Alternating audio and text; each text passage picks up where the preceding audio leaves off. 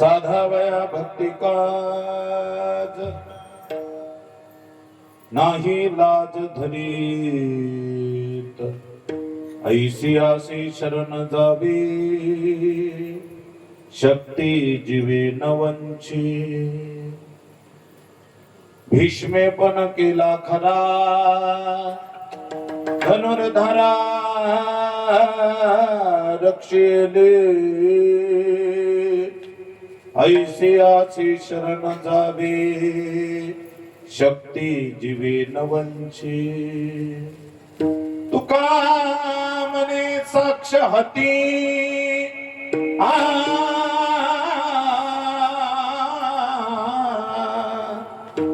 तुका मने साक्ष हती तो म्या चित्ती धरीला ऐसियाची शरण जावे शक्ती जीवे नवंची विठ्ठल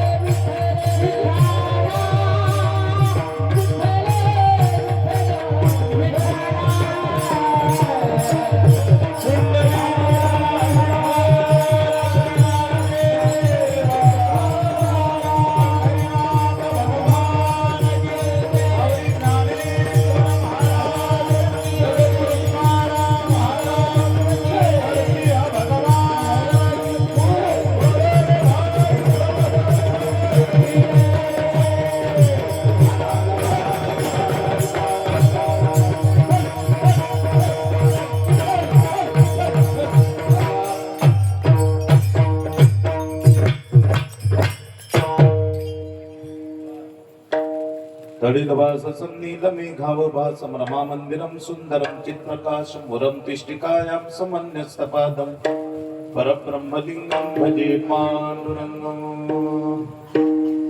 पांडुरंगा करू प्रथम नमन दुसरे चरण संतांची त्यांच्या कृपादाने कथिता विस्तारू बाबाजी सद्गुरु दास तुका योऽन्त प्रविशमो वाचमिमां प्रसुप्ता संजीवयत्य किलस्य धरस्वधा अन्याष्टहस्तचरणे श्रवणात्वगादिन् प्राणा नमो भगवते पुरुषाय तुभ्यम्। पिता पुरुषत्वं जगतमधीशो दुरत्यय काल उपात्य दण्डः हिताय स्वेच्छातनुभिसमे हसे मानं विधुन्वन् जगदीश मानिना।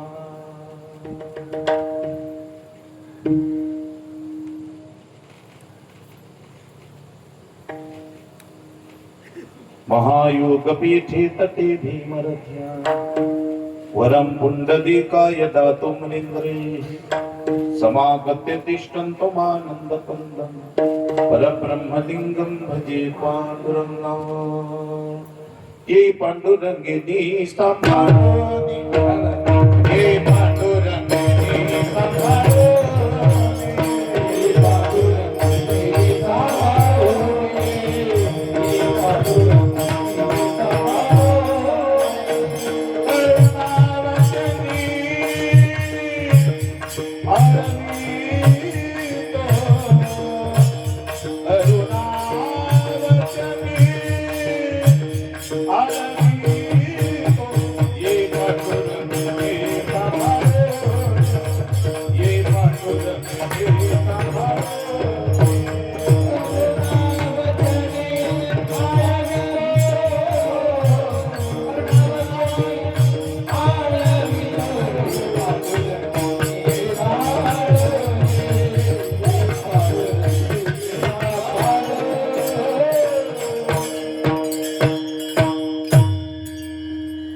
अलंकापुरी रम्य सिंहासनस्थं पदाम्बुजते च स्फुरति प्रदेश विधेन्द्रादिदेवैः सदा स्वयमानं समाधिस्थमूर्तिं भजे ज्ञानदेवं।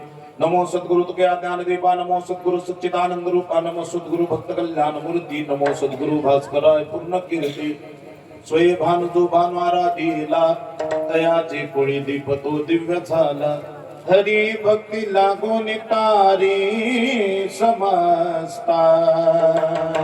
नमस्कार माझा श्री सद्गुरु एकनाथा नागेंद्रहाराय त्रिलोचनाय अस्मांगरागाय महेश्वराय नित्याय शुद्धाय दिगंबराय तस्मै नमः शिवाय।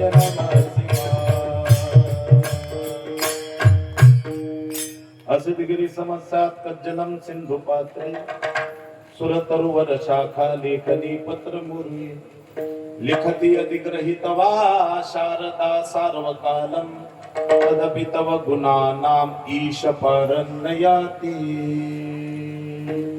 जयांती केल्या स्मरण होय सकळ विद्येच्या अधिकरण हेच वंदो श्री चरण श्री गुरूंचे ते नमस्कार आता मम हृदय सद्गुरु जेने तारी रोहा संसार पुरो म्हणून विशेषा त्या दुर्विवेकावरी आता हृदय हे आपुले चौफाळुनिया भले वरे बाई सौ पावले श्री गुरूंची ती नमस्कार आता मस्तक हे पायावरी आवार करी संतांच्या कार्यवानो आता नपुरे ही वाणी मस्तक चरणे ठेवीत असो।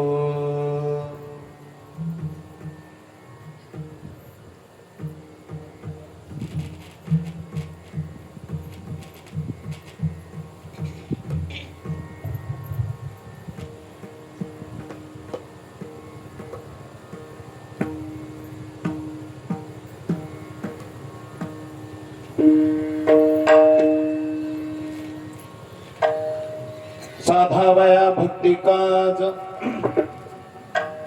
नाही लाज धरीत ऐसी आसी शरण जावे शक्ती जीवी नमनची।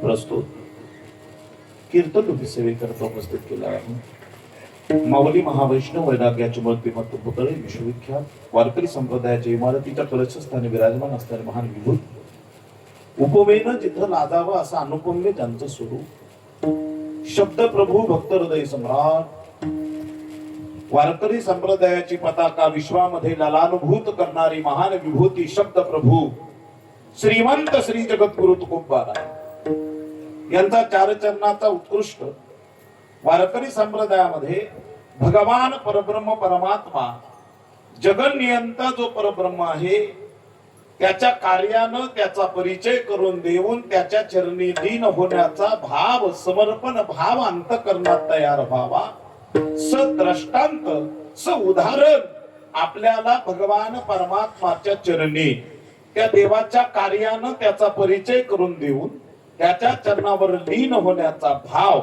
आजच्या या अभंगामध्ये श्रीमंत श्री जगद्गुरु तुकोबाराय व्यतीत अगदी सुंदर वर्णन करतात. अभंगाचं सरळ सरळ स्वरूप आपण पाहू. विठ्ठला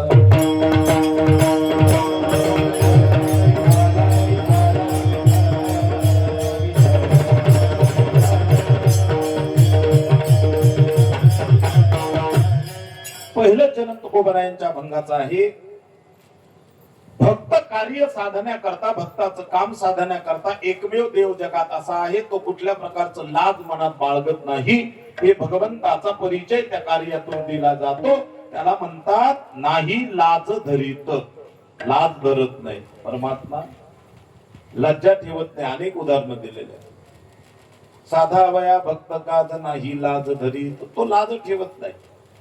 असा न लाज ठेवणारा कुठल्या प्रकारची तमा कुठल्या प्रकारची लज्जा कुठल्या प्रकारचा मान कुठल्या प्रकारचा अभिमान कुठल्या प्रकारचं मनामध्ये खेद भाव न ठेवता जो प्रत्येक भक्ताचं रक्षण करतो असा परब्रह्म परमात्मा त्याच्या कार्यानं त्याचा परिचय त्याला शरण जा असं तुकोबाराय सांगतात.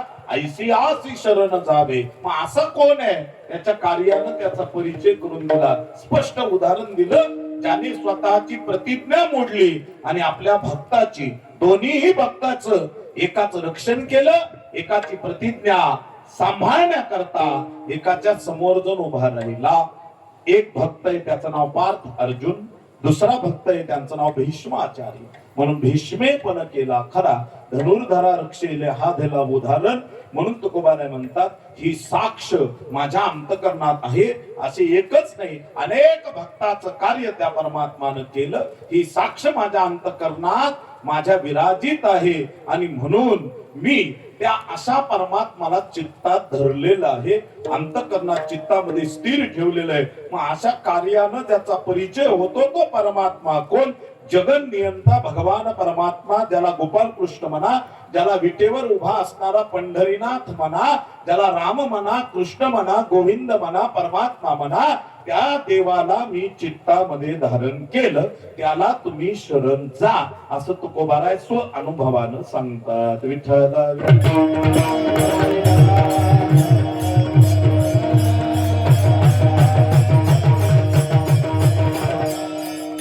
अभंगाचा अर्थ असाच असेल माझा अट्टास नाही. माझ्या उदार सद्गुरु रायाच्या कृपेने तुमच्या समोर मांडला. अभंगावर काही चिंतन करण्यापूर्वी थोडा 2 मिनिटात परिहार देणं वक्त्याचं आद्य कर्तव्य असतं. आपल्या या चिंचोली नगरीमध्ये अतिशय गोड अतिशय सुंदर वातावरणात निलंगा तालुका लातूर जिल्हा अगदी कर्नाटकाच्या आत एक 25 किलोमीटर आतमध्ये महाराष्ट्राच्या बाउंड्रीवर महाराष्ट्राच्या आणि कर्नाटकाच्या बाउंड्रीवर जवळपास असणारं गाव. अतिशय गोड सुंदर वातावरण भगवंताचं परमात्माचं गोड असं चिंतन.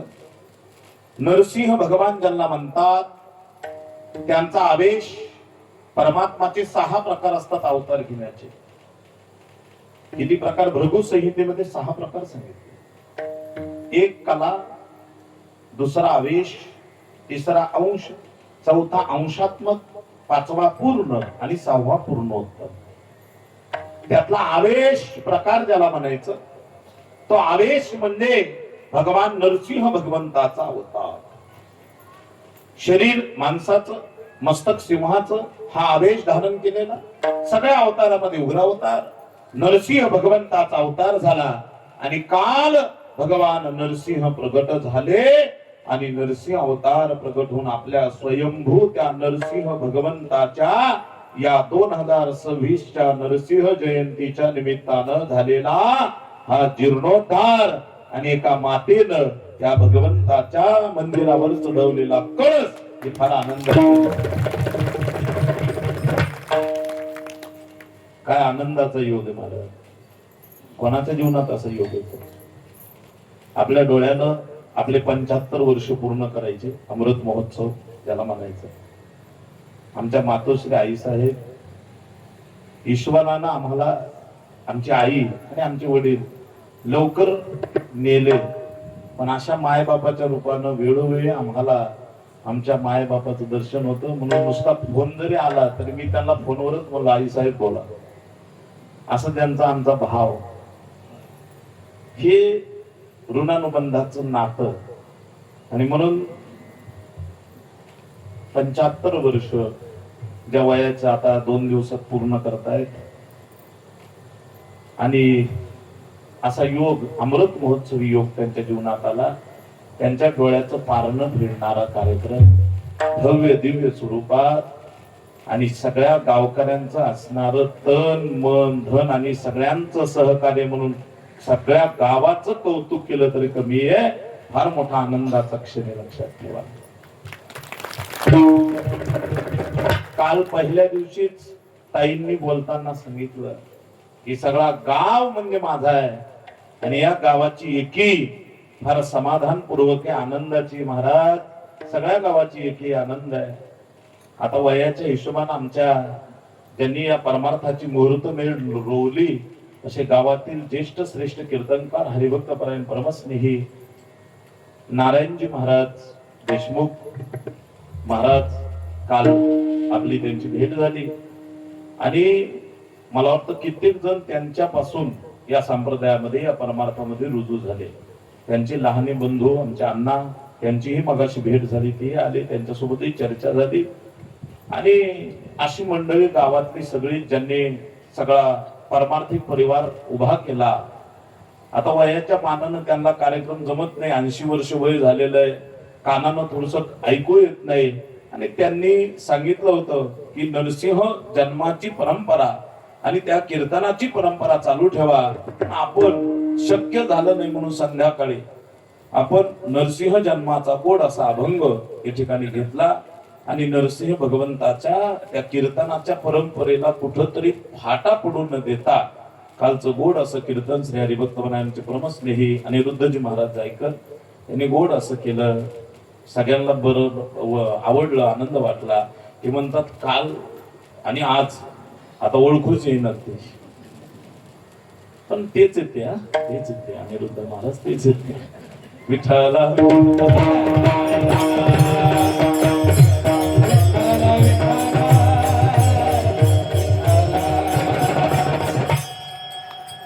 ताईंच्या आग्रहामुळं एक 4 असणारे जे पीठ आहेत, एक ज्ञानपीठ, एक वैराग्यपीठ, एक भक्तीपीठ आणि एक धर्मपीठ, अशा उत्कृष्ट पीठावरील महाराज मंडळी या ठिकाणी येत आहेत. आपलं परम भाग्य आहे. उद्या श्रीमंत श्री जगद्गुरु तुकोबाराय यांचे, तुकोबारायांचे वंशज, एक नाथ वंशज येऊन गेले, आणखी 3 नाथ महाराजांचे, शांतीब्रह्म स्वामी श्री एकनाथ महाराजांचे वंशज आपल्या या दरबारामध्ये यायचे आहेत. आणि ह्या सगळ्या वंशजामध्ये आता आम्हाला एक भागवताची परंपरा आहे म्हणून ताईंना त्याच्यामध्ये योग जुळून आणला. म्हणून एक सामान्य पामराचं एक कीर्तन या ठिकाणी ठेवण्याचा योग तुमच्या सर्वांच्या योगाने या ठिकाणी आला. म्हणून सर्वांना कोटी कोटी असे धन्यवाद. असा गोड योग जुळून आला. आजच्या सेवेकरिता उपस्थित सर्व भजनी मंडळ, गावातील हरिभक्त परायण सर्व भजनी मंडळ, श्री हरिभक्त परायण मृदंगाचार्य, सोपी गोष्ट नाही महाराज. दिवसभर तबला वाजवायचा आणि नंतर पुन्हा मृदंग वाजवायचा. या दोन्ही गोष्टी म्हणजे दिवसभराचं कष्ट, काम आपण पूर्ण झोकून देऊन काम करायचंय. पुन्हा आमचा माणूस असा आहे, महाराज असा आहे की आपलं पूर्ण समर्पण देणार, कुठले अनुमान न ठेवता जेवढं आपलं पूर्ण ताकद आहे त्या ताकदीनं वाजवणार, ते वजनदार वाजवणं ज्याला म्हणतात, ते आमचे कृष्णा महाराज चव्हाण. अतिशय गोड सुंदर असं मृदंगाची साथ. श्री हरिभक्तपरायण गायनाचार्य भजन सम्राट आमचे अर्जुनजी महाराज भांगवत यांची उपस्थिती. श्री हरिभक्तपरायण गायनाचार्य अनिरुद्धजी महाराज, श्री हरिभक्तपरायण प्याड वादक आणि उत्तम प्रकारचं गायन करतात असे आमचे श्री विशालजी महाराज गाभण महाराजांची उपस्थिती.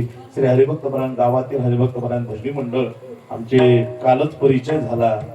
अनेक ठिकाणी गाथ्याचं पारायणाचं नेतृत्व, अनेक ठिकाणी ज्ञानेश्वरी व्यासपीठाचं नेतृत्व करणारे आमचे हरिभक्तपरायण नाईकवाडे महाराजांची उपस्थिती आहे. सर्व महाराज मंडळी हरिभक्तपरायण बोरोळे महाराज, उत्तमजी बोरोळे महाराज, श्री हरिभक्तपरायण ढगे महाराज, काय प्रभूजी ढगे महाराज, श्री हरिभक्तपरायण केशवजी महाराज, श्री हरिभक्तपरायण स्वामी महाराज, त्यांचे आप्पा, त्यांची उपस्थिती आहे. आप्पाच ना, त्यांच्या शेजारी असणारे आमचे छोटे आप्पा, हे सगळे त्यांची उपस्थिती. सर्व माता भगिनी सर्वांची विशेष उपस्थिती, सर्वांचा आनंदाचा असा गोड सोहळा. आणि सर्वांना मिळून आज पुन्हा तुमच्या गावात येण्याकरता सुट्ट्या असल्यामुळं आमचे चिरंजीवी तुमच्या गावामध्ये आणले. आमचे स्वानंद महाराज, त्यांची उपस्थिती आहे. आणि विनेकरी दादा बोड अशी त्यांची उपस्थिती. अगदी बरोबर पहिल्या दिवशी सांगितल्याप्रमाणे त्यांनी अगदी कासोटा बांधून अगदी महाराज तयार आहेत. उद्या विना घेण्याकरता ते धोतर नेसून असणार, बरं का. उद्या 100% धोतर नेसून या. आजचं जाऊ द्या, कालचं जाऊ द्या, परवाचं जाऊ द्या, काय हरकत नाही. पण उद्यापासून आपल्या परंपरेतील महाराज मंडळी म्हणून उद्यापासून नक्कीच आपण धोतर नेसून आणि मस्तपैकी तुम्हाला आपले बाबा, आपले अण्णा फेटा बांधतील, अगदी गोड फेटा आणि धोतर नेसून आपण विण्याची तयारी या ठिकाणी करू आणि सर्व उपस्थित राहू. आज समाज अगदी सर्व उपस्थित माता भगिनी पुरुष मंडळ सर्वांच्या चरणी विनम्र अभिवादन करतो. रामायणाची ख्याती असणारे अगदी गोड रामायण सांगणारे आमचे दत्ता महाराज, त्यांची उपस्थिती आहे. गोड रामायण सांगतात. 10 वर्ष झाले, मला वाटतं 61 वर्ष झाले रामायण बंद नाही गावात. ही फार मोठी ख्याती आहे. टाळी वाजवायला. रामकथा, रामायण, भावार्थ, चरित्र 61 वर्ष झाले अखंड चालू आहे. वडिलांना बोटाला धरून जे पोथीला बसवलं, आजही तीच वडिलाची आठवण म्हणून आपले दत्ता महाराज ते काम करतात. 61 वर्ष झाले. अगदी आता त्यांनी परंपरा आपल्या पुढच्या पिढीला दिली म्हणून त्यांचे चिरंजीव, त्यांचे मोठे चिरंजीव आता मला वाटतं तेही आता रामकथा सांगतात, रामायण सांगतात. तेही त्या ठिकाणी उपस्थित आहेत. आणि काय नाव त्यांचं, वा वा, लक्ष्मणजी ढगे. लक्ष्मणानं रामाचं चरित्र सांगावं, काय आनंद आहे. लहान भावानं मोठ्या भावाचं चरित्र गावं, इतकं गोड आहे. म्हणून ते अतिशय आहेत, सुंदर आहे. सर्वांची उपस्थिती आहे. या कार्याकरता तन मन धनानं झटणारे सर्व तरुण मंडळ, तिकडे व्यवस्था पाहणारे, आमचे स्वयंपाकाची व्यवस्था पाहणारे, सगळ्यांना तन मन धनानं जेवण करण्याची व्यवस्था करणारे सगळेच महाराज मंडळी, सर्वांच्या चरणी विनम्र अभिवादन करतो आणि माझ्या सेवेला सुरुवात करतो. विठ्ठला